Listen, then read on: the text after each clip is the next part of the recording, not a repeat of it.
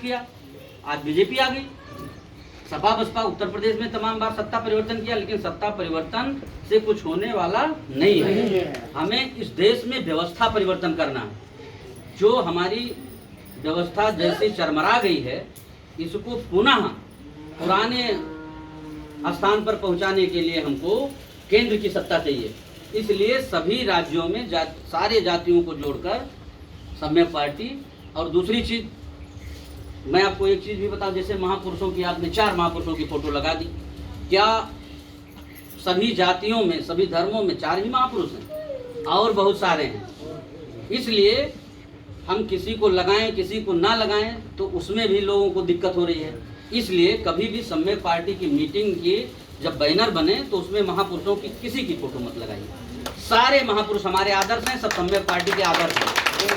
चाहे जिस जाति धर्म के महापुरुष हैं वो सभी सम्यक पार्टी के आदर्श हैं। इसलिए किसी को लगाना किसी को ना लगाना ये दिक्कत है। लगाइए तो सबको लगाइए, वरना किसी को मत लगाइए। सभी महापुरुषों का सम्मान होना चाहिए सम्यक पार्टी में, सारी जातियों का सम्मान होना चाहिए, सभी धर्मों का सम्मान होना चाहिए।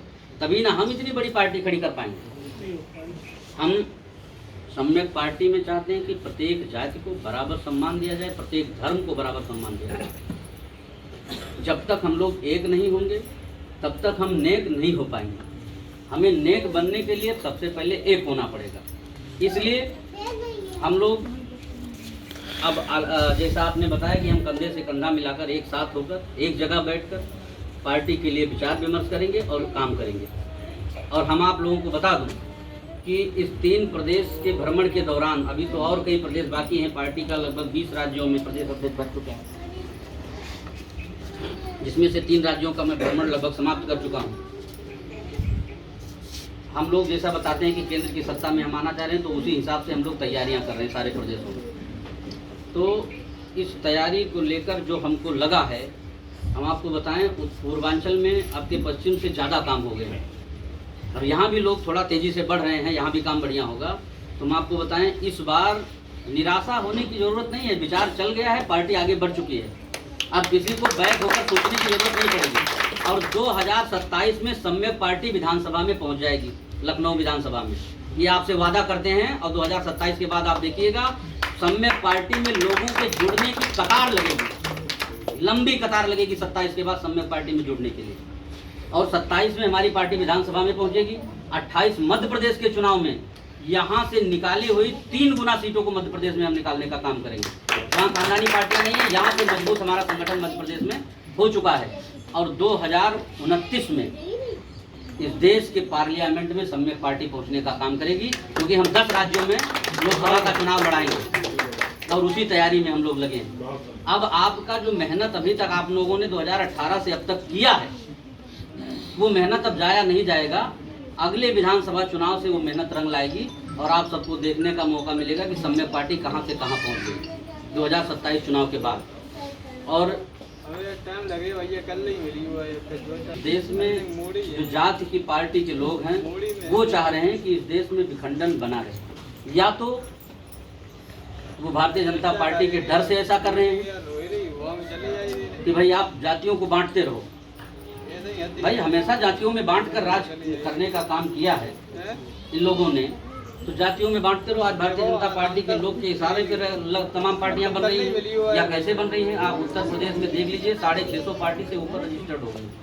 तमाम पार्टियां बैगों में चल रही हैं, डायरी में चल रही हैं, लेकिन है एक जात की, एक जात में 2-2 पार्टियां हैं। हम लोगों को ढंग से वो सीखना पड़ेगा। भाई हम जिससे लड़ाई लड़ रहे हैं, जिस भारतीय जनता पार्टी को हटाने का काम कर रहे हैं, उसके पास एक भारी भरकम संघ है। हमारे पास कौन सा संघ है? हम तो जातीय संगठन बनाए बैठे हैं। मौर्य महासभा, कुशवाहा महासभा, कुर्मी महासभा, जाटो महासभा, हैं यादव महासभा, यदुवंशी महासभा, हैं एक जातियों में अनेक संगठन है। हम बंटने का काम कर रहे हैं, हम बंटने का काम कर रहे हैं। या तो जो बांटते हैं समाज को, इनको बैकअप हो रहा होगा, तब ना ये जात की परिवार की पार्टी बना रहे हैं, सबको मौका नहीं दे रहे हैं। जब आज से 75 साल पहले देश आज़ाद हुआ तो क्या किसी व्यक्ति के समझ में ये बात नहीं आई थी कि हम भी एक पार्टी ऐसी बनाए जिसमें सारे लोग एक ही पार्टी में राजनीति करें? तो आज भारतीय जनता पार्टी सत्ता में होती? हो भी नहीं करती। अगर एक ही पार्टी में सबको मौका मिला होता, माननीय कांसीराम साहब ने 85% की बात की और ये पार्टी बहुजन समाज पार्टी खड़ा है। आज बहुजन समाज पार्टी क्या 85% की पार्टी है? बहन जी ने नारा भी दिया, सर्वजन हिताय सर्वजन सुखाय। ठीक है साहब, 85 के बजाय 100% लोगों को ले लिए, लेकिन क्या 100% की वो पार्टी है? आप बताओ। आज उस पर कब्जा किसका है? आदरणीय बहन कुमारी मायावती। और अब वो अपनी ही जात के दूसरे व्यक्ति को उस पार्टी को नहीं देंगे। कांसीराम साहब ने तो बदलाव किया था, चलो अपनी ही जात में दूसरे को दे दिया था, लेकिन ये अपनी ही जात में दूसरे को कुर्सी देने को राजी नहीं है। ये अपने भतीजे को तैयार कर रही हैं, अपने छोटे भाई आकाश आनंद के बेटे आकाश को, हाँ आकाश आनंद तैयार हो रहा है, वही अब पार्टी चलाएगा। तो आप पार्टी के दायरे को घटाने का काम कर रहे हैं। 85% मतलब भारी भरकम समाज, भारी भरकम समाज को एकजुट किया, वोट लिया, सत्ता में आए, उसके बाद एक जात में और छोटा किए। बहन जी ने एक जाति के बजाय और उसको एक परिवार में कर दिया और छोटे हो गए। जब आप अपना दायरा बढ़ाने के बजाय घटा रही हैं तो कैसे सत्ता में आ पाएंगी? माननीय मुलायम सिंह यादव जी ने पार्टी बनाई, अकेले तो पार्टी बनाई नहीं होगी, पार्टी तो तमाम लोगों के मिलने से चलती है। उसके साथ बेनी प्रसाद वर्मा जी रहे, उनके साथ ज्ञानेश्वर मिश्रा जी रहे, उनके साथ ये अभी रामपुर के कौन है आजम खां साहब रहे हैं? तमाम लोगों ने मिलकर संघर्ष करके, शिवपाल यादव जी रहे, राम गोपाल यादव, सारे लोगों ने मिलकर पार्टी बनाई ना। अब जब उस पार्टी में उनके भाई को ही राष्ट्रीय अध्यक्ष बनने का मौका नहीं है, तो अन्य उन्हीं जातियों के लोग कैसे ये विचार कर सकते हैं कि भाई हमको राष्ट्रीय अध्यक्ष मुख्यमंत्री बनने का मौका मिलेगा? दूसरे यादव को मिलेगा? जब परिवार में दूसरे व्यक्ति को नहीं मिल रहा है, हमारे लोगों के दिमाग में ये भूसा भरा हुआ है कि वो इस लोकतांत्रिक देश में राजतंत्र चलाना चाह रहे हैं। आजादी के 75 साल बाद भी ये राजतंत्र का इनके दिमाग से दिमाग में जो भरा था भूसा, वो निकल नहीं पा रहा है। इनके खून में घुसा हुआ है कि हम राजतंत्र रखेंगे। और इस देश को डॉक्टर अंबेडकर जैसे विद्वान ने लोकतंत्र दिया। उन्होंने समझा कि इस भारी भरकम समाज को अगर प्रेम मोहब्बत भाईचारा से एक साथ एक प्लेटफार्म पर रखा जाएगा, तो किसी ना किसी दिन इनके अंदर ये विचार आएगा कि हम लोग बारी बारी से एक ही कुर्सी पर बदलाव करते हुए और इस देश की सत्ता में काबिज हों और यहाँ का शिक्षा, स्वास्थ्य, रोजगार सबका सुधार करें। भाई तो डॉक्टर अंबेडकर ने संविधान लिखने के बाद ही उन्होंने कहा था अपनी मीटिंग में कि संविधान देश का कितना अच्छा क्यों ना हो, यदि चलाने वाला व्यक्ति, उसको लागू करने वाला व्यक्ति अच्छा नहीं है तो संविधान निश्चित रूप से बुरा साबित होगा। और संविधान कितना भी बुरा क्यों ना हो, यदि उसे लागू करने वाला, अमल में लेने वाला व्यक्ति अगर अच्छा है तो संविधान निश्चित रूप से अच्छा साबित होगा। आज आप भारत की पुरानी गणना को देखिए। एक अंग्रेजी राइटर हैं थॉमस वेब मैकॉले, उन्होंने अपनी किताब में लिखा है कि भारत में मैं 17 वर्ष प्रवास किया, पूर्वी भारत, पश्चिमी भारत, उत्तरी भारत, दक्षिणी भारत, पूरे भारत का प्रवास करने के दौरान उनको ये मिला कि भारत में कोई एक व्यक्ति गरीब नहीं था, कोई एक व्यक्ति चोर नहीं था। भारत के लोग सोना सोने का सिक्का गिनने का समय नहीं था, सोना तौल तौल कर रखते थे और घर में कोई ताला नहीं लगाता था। 15-15 दिन प्रवास में रहते थे, रिश्तेदार नातेदार के यहाँ पग यात्रा हुआ करता था। अब बताइए आज क्या स्थिति है भारत की? उन्होंने अपनी किताब में लिखा है कि भारत केवल कृषि प्रधान देश नहीं था, भारत उद्योग प्रधान था, भारत शिक्षा प्रधान था, भारत व्यापार प्रधान था, तब ना भारत सोने का चिड़िया था। और ऐसे भारत सोने की चिड़िया को उजाड़ कर फेंक दिया इन लोगों ने, खत्म कर दिया। जात के नाम पर, धर्म के नाम पर, व्यक्ति के नाम पर अलग अलग बांट दिया और सब बर्बाद कर दिया। पुराना भारत, बंगाल भी भारत में था, आपका पाकिस्तान, अफगानिस्तान, गांधार से लेकर पूरा सब इतना बड़ा भारत था और भारत को छोटा किया। इसके बावजूद भी भारत समृद्ध आज तक नहीं हो पाया। उसका कारण यही है कि हम लोग एकजुट होकर इस भारत भूमि को बचाने का काम नहीं कर रहे हैं। हमारे महापुरुषों ने कभी जब छोटे छोटे राज्य बनाकर लोग आपस में लड़ाइयाँ लड़ते थे, एक दूसरे की हत्या करते थे, तो चंद्रगुप्त मौर्य ने इस देश को अखंड भारत बनाया, इसकी सीमा रेखा को बढ़ाया और अखंड भारत में सब लोगों को अमन शांति का व्यवस्था दिया। इसी भारत के महान सम्राट अशोक, जिन्होंने भारत में शांति लाने के लिए अपने बेटे को राजपाट नहीं दिया।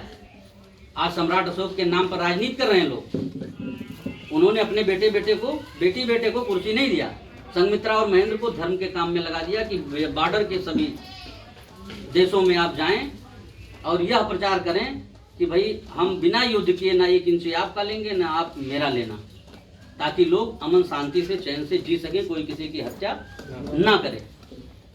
तो ये त्याग नहीं है लोगों में। और बात सम्राट अशोक की करते हैं।